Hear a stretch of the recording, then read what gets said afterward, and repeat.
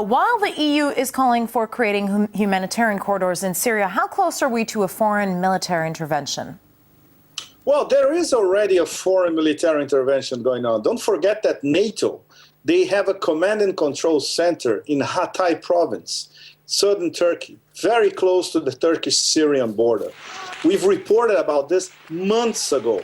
This is a conduit for intelligence going back and forth across borders, weapons, of course, and these weapons are financed basically by the GCC, the Gulf Cooperation Council, especially the Saudis, but especially the Qataris, who are actively involved with intelligence as well, and with monitors and trainers on the ground.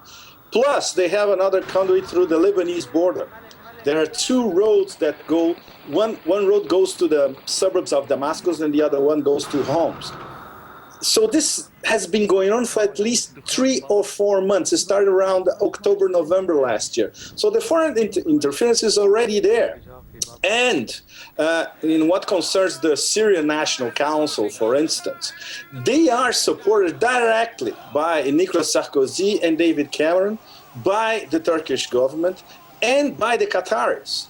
And there's also the Free Syrian Army, which even I would say non-biased analysts in Europe, including London, say that it's not free and it's not an army.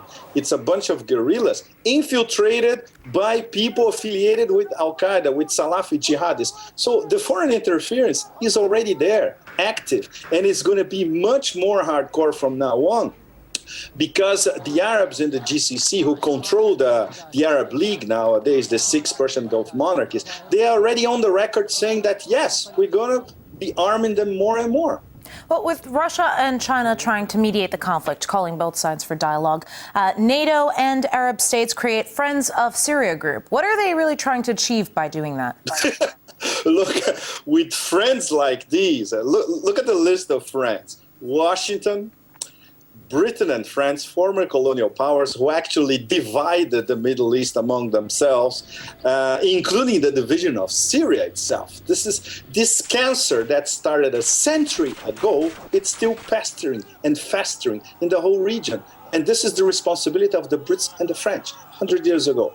The Turkish government, okay, former Ottoman Empire with some dreams of neo-Ottomanism as well.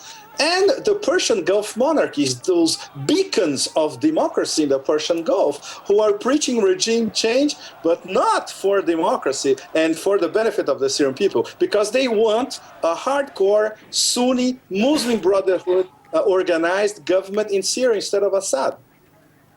Well, Washington, you mentioned Washington earlier. They admit that Al-Qaeda is working alongside Syria's armed opposition groups. With the U.S. considering extending support to the rebels, do you think that teaming up with terrorists is really what Washington wants?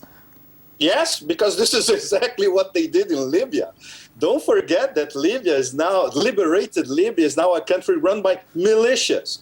250 at least in Misrata, and I would say at least 40 or 50 in Tripoli itself. And the military commander of Tripoli is a former Al-Qaeda asset.